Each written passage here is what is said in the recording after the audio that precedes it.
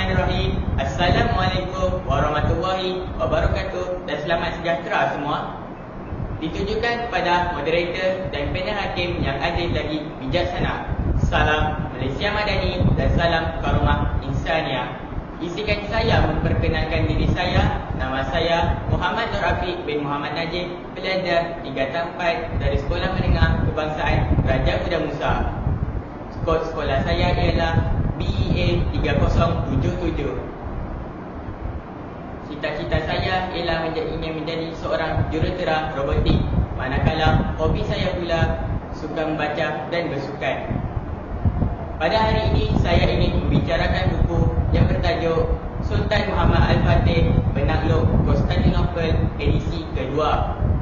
Buku ini ditulis oleh Abdul Latif Tolib dan diterbitkan oleh PTS Litera Utama Sindian Berhad.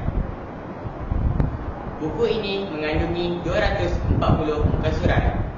Buku ini juga mengisahkan tentang bagaimana cara Sultan Muhammad Al-Fatih berjaya menakluki Konstantinopel.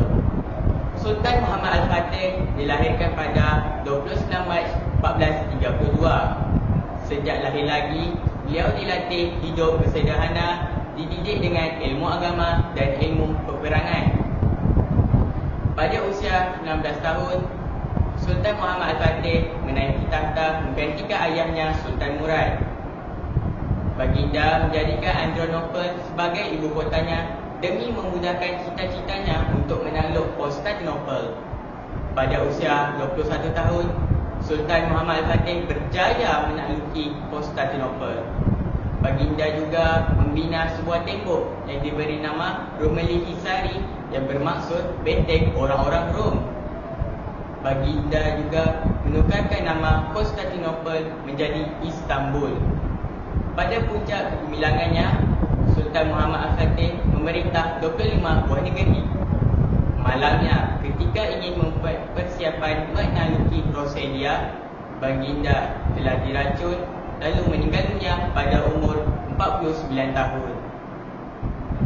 Nilai yang terdapat dalam buku ini ialah kebijaksanaan. Contohnya, Sultan Muhammad Al-Fatih bijaksana mengatur strategi untuk menakluk Konstantinopel dan menghindari tipu hela musuh. Jadi, kita hendaklah mencontohi sifat Sultan Muhammad Al-Fatih. Sebagai rakyat Malaysia, kita hendaklah bersatu padu agar negara aman dan makmur serta terhindar daripada ancaman musuh.